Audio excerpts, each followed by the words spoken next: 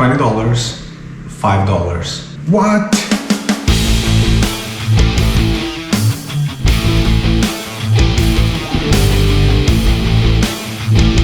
I know, it's much easier to just buy one and get it ready, manufactured by somebody that is most probably better than me and you at soldering and choosing materials and whatnot. But if you are like me and you need to connect a lot of gears and you have some instruments or you have broken cables, then you definitely need a ton of audio cables. So, how to save money on cables?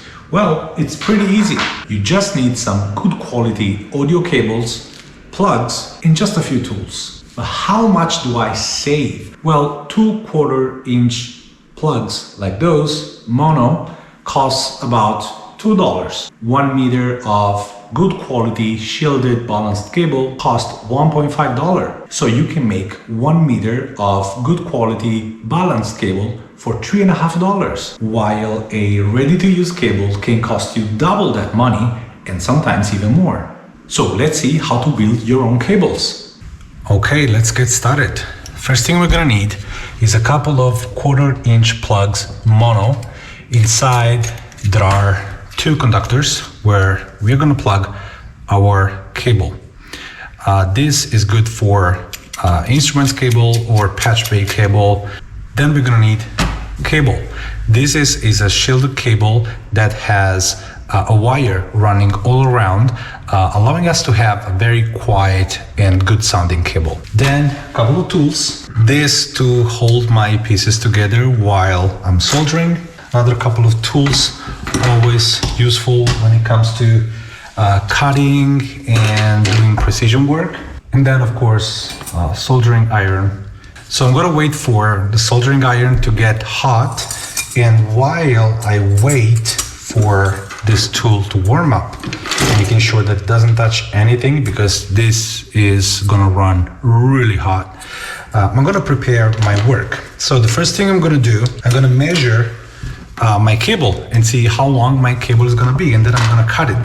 So I'm gonna make a 1 meter cable, and I'm gonna use this for my patch bay or to connect my outboards to the patch bay. And we're gonna start by measuring where we have to cut the external part of the cable. So we're gonna put this inside all the way through, and I know that I have to cut this cable open right here. Okay, so I'm gonna put a sign, and then with those heavy duty scissors, I'm gonna cut this open, being very careful not to cut anything beyond the gummy external part. Now we can see that inside we have the shield, so we're gonna separate the parts.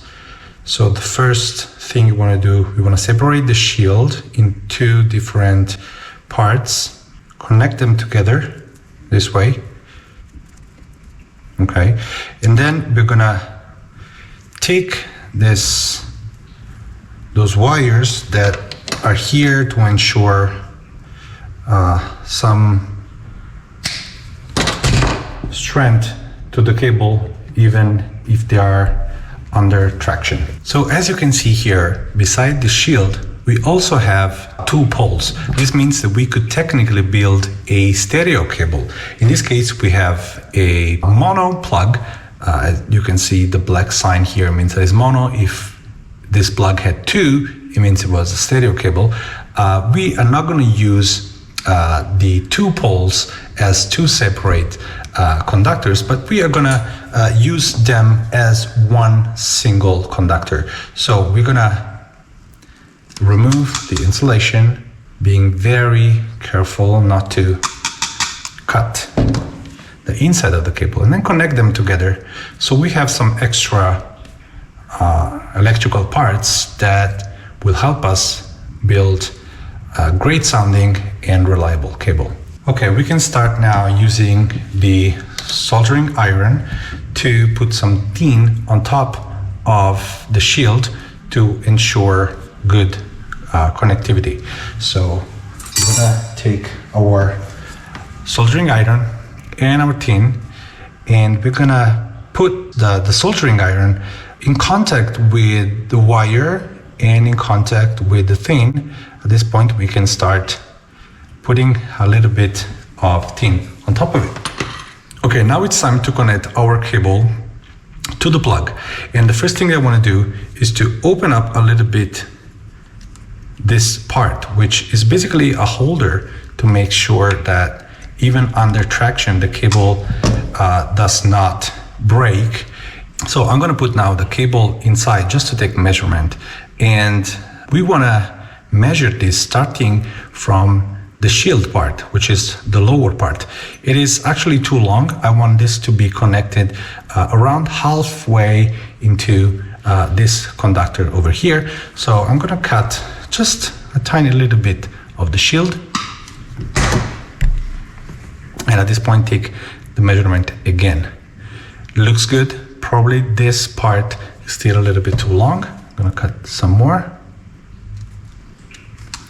Okay, making sure that there are no loose ends. Okay. Now here I can insert the top part into this hole and then pull it down and then lock this in place, making sure that our cable does not move around. Okay. As you can see here, this is the correct position. This top part needs to be connected, of course, to the top conductor, and then the shield to the lower part. There is just a little bit of loose end over here, and I want to make sure that is in full contact. So what I'm going to do with the scissors, I'm going to flat this out towards the top part, and now I can start soldering. Lock this in and get my soldering iron and my tin. So a good habit when you're soldering is not to hit just the tin, but both parts, the part and the tin, so that the part runs hot, and this will ensure you very smooth soldering. I'm gonna do the same thing for the lower part. Put the shield right in the middle. Heating up my part over here. Wait a couple of seconds, everything will run very hot and will ensure you very smooth soldering part.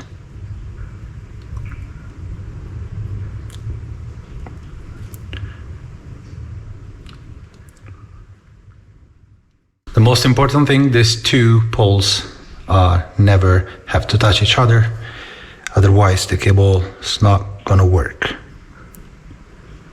Okay, this is the result so far. I also want to give 1 point of soldering on the bottom of this conductor. I'm gonna put it upside down this way so that I have access to that point. Heat up the part, wait a couple of seconds, and then go with the tin.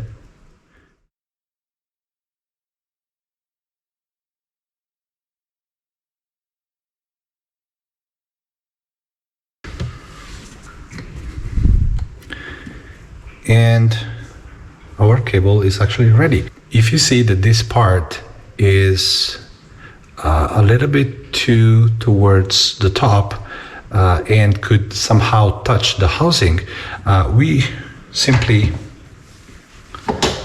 put a little bit of pressure on top to put it down, always making sure that the uppermost part and the lower don't touch each other. Now we can insert from the other hand the insulator and the housing, running all the way through to reach the cable that we just built. Close it up and you have your cable, and repeat the process on this other end with the other plug. Okay guys, I hope you found this video useful. Please don't forget to subscribe, hit the bell button, and please let me know in the comments below if you have suggestions about a video that you want me to do about instrument gears and how to make things around the topic of music. Thank you so much and see you in the next video.